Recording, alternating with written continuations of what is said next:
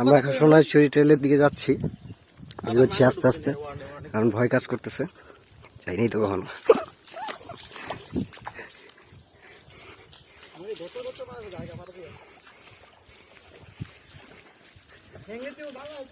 কেউ ভাইয়া, কি অবস্থা? রাস্তা এটা না?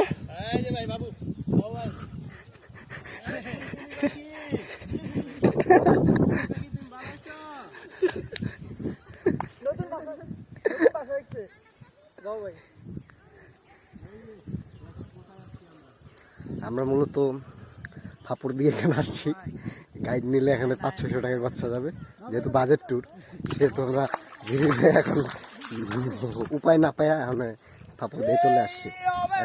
এখন ঝিরির পথ ফলো করে আমরা হাঁটছি এবং লোকাল পিচি বাচ্চাদেরকে জিজ্ঞেস করতেছি, ওরাও হ করতেছে।